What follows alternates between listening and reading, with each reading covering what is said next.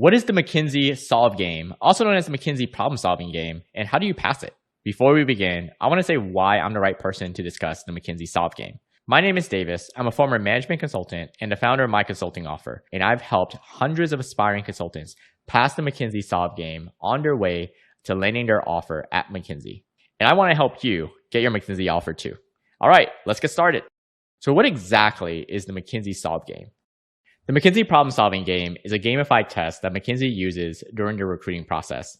You'll encounter the problem-solving game between the resume screening and your case interviews. And if you're applying to any practice at McKinsey, this test is almost mandatory for you. The previous version of the McKinsey Solve Game required that you play and solve 2 of 6 possible mini-games. But in the latest version, McKinsey eliminated 4 of these games and narrowed it down to just 2 mini-games that you'll need to play and solve for 35 minutes each. So total time will be 70 minutes. The 2 mini-games are the Ecosystem Building Game, sometimes called the Ecosystem Management Game, and the Red Rock Study. We'll go over these mini-games in a bit. 2 things you should know is that first, you can choose the language in which you take the game. As of now, you can choose between English, Spanish, Portuguese, or Japanese. So pick the language that most resonates with you. Also note that you're allowed to use notes during the assessment, and they won't be used for the evaluation. So feel free to take notes. So now that you know what the McKinsey Solve looks like, what exactly does it measure? So McKinsey deploys this video game assessment in order to test you on 5 skills. First is your critical thinking. They want to know your ability to make thoughtful decisions based on data. Second is decision-making skills, which is the ability to make the best possible decision with a limited time and imperfect information. The third skill is known as metacognition, which is the ability to use and adopt different strategies as situation and information changes. Fourth is situational awareness. This is your ability to perceive what's going on in a complex environment, what it means, and how to think about its effect on the future. Finally is systems thinking, which is the ability to understand how cause and effect work, especially when there are multiple causes going on.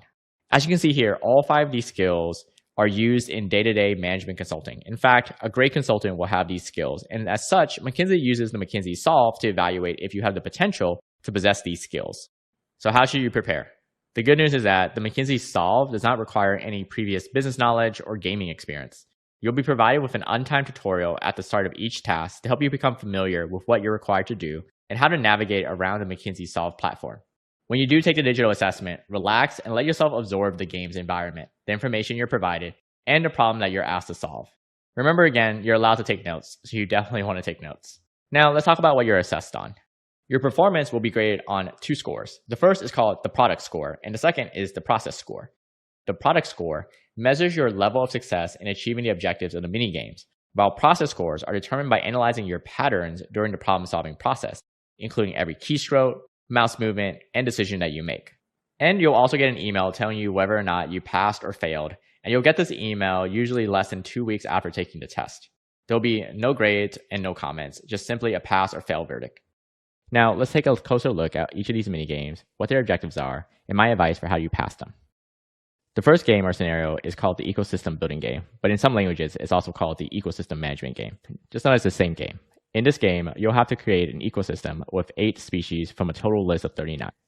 For the game itself, you'll find that there are 2 goals listed. The first is to select 8 species that will survive in the ecosystem, and the second is to choose the location of the ecosystem.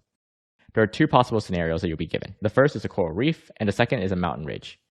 But I wouldn't worry about the scenario as much, because what's more important is that you understand the goals and how to solve the game. Now let's talk about the first goal. To identify 8 species that create a sustainable ecosystem. You'll need to choose 8 different plants and animal species to populate a functioning food chain out of those 39 species. And the species you'll be given access to belong in one of 3 categories. They are producers, that is, they consume no calories and have sunlight as their food source. These create your first layer for your ecosystem food chain. The second are consumers, so herbivores, carnivores, and omnivores. So herbivores who eat plants, carnivores who eat meat, and omnivores who can eat both. Then you have apex predators, animals that do not have predators. Each species will have the following variables: their food sources, whether they're predators or herbivores, how much calorie they provide, how much calorie they need, and their preferred environment. From these variables, you'll want to take a note of 3 things. First, the calories provided and needed are not per individual, but for the species as a whole. Second is that different species have different environmental requirements for surviving. For example, some coral can only survive within a particular temperature range or level of depth. Third, species need to be compatible with each other. For example, certain predators will only eat certain prey. All right, so let's go over the rules of how the eating order works, because there is a certain order to the game that you need to know. First off, you need to know that the species you choose with the highest calories provided will eat first. The species that eats will then eat the species with the highest calorie provided among its prey.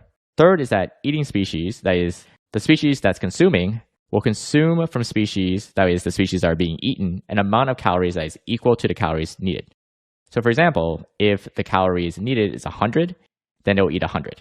If the same calories are provided among the different preys, a species will eat an equal proportion of calories of that prey. So for example, if you need someone who needs to consume 100 calories and you have two species that can provide 100 calories, then they're going to eat 50 from each.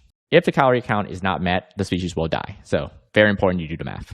Then this whole process is repeated again with the second highest calorie provided and so forth. So as you can see here, for this first goal, here's my advice for how you do this. First off, you want to start at looking at the base layer, that is the bottom of your food chain, which are the producers. Ideally, you want to select a group that has producers that have the highest amount of provided calories that are eaten by many animals. Second, choose the small animals or herbivores with low calorie needed and high calorie provided. And lastly, choose the apex predator that has the fewest calorie needed. So as you can see here, the calories should flow like a pyramid because you want to have more at the bottom and less at the top. When you're done with your 8 list of species, I want you to run through the eating rules again to ensure that there are enough calories for all the species to consume. Again, you don't want to be left with a scenario where there's a species that did not get enough calories. So run through the rules. I recommend running it at least twice, given how much time that you have. So now that you understand the first goal and how to achieve it, let's go over the second goal, which is to identify the ideal location to place a selected species. You'll be given a map and the option to select a location. Each location will have 7 possible conditions for you to consider. In the coral reef location, conditions include the depth, the current, the clarity, the temperature, the salinity, the oxygen content, and the wind speed.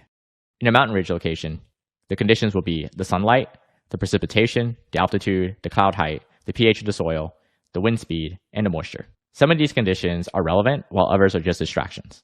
This is because in consulting, you're going to be given a lot of information, and you need to determine what's relevant and what's a distraction. And McKinsey is doing the same here by testing you to figure out, given your game scenario, which information are you actually going to use and which one is just noise that you should ignore. And if you follow the first goal and my tips there, this will be easier for you because you've already selected species in the first part that will be able to thrive in the current location that you choose. This goal is a logical matching game.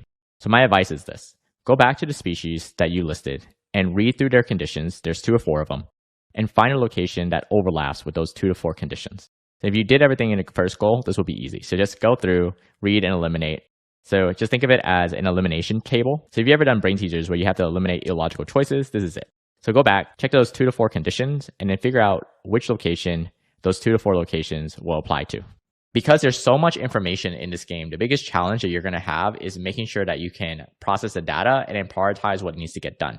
Therefore, my advice for passing this particular minigame is to follow a planned procedure rather than just randomly picking species, because the scenario will test you on how well you build a plan, stick to it, and adapt your strategy as needed versus abandoning your strategy right away. This is because consultants have to do this day in and day out. They have to form a strategy and adopt it over time, but they're not building a strategy, abandoning it 5 seconds later because things go wrong. So in order to pass this, stay calm, process information, and then prioritize what you need to do. The second and last minigame is called the Red Rock Study. The Red Rock Study was rolled out originally in 2022. On March 2023, this game came back with an updated version. In the Red Rock Study, you'll play the role of a researcher with tasks following a research process. You'll be given 35 minutes and instructions that are actually going to be laid out step by step to go through 4 stages of this game. The first stage is the investigation stage. Here, you'll be presented with a research objective and an article featuring past data. The task is to collect the most relevant data points to your research journal. Then you'll enter the second stage, which is the analysis stage. In this stage, there are 3 calculation questions related to the original research objective. The good news is that you'll be provided a virtual calculator as well as the ability to go back to the article if the data is not enough. The third and final stage is the report stage. Here, you're going to create a summary and visualize the data into a suitable graph that reflects what you found in the analysis stage. The fourth and final stage is the cases stage.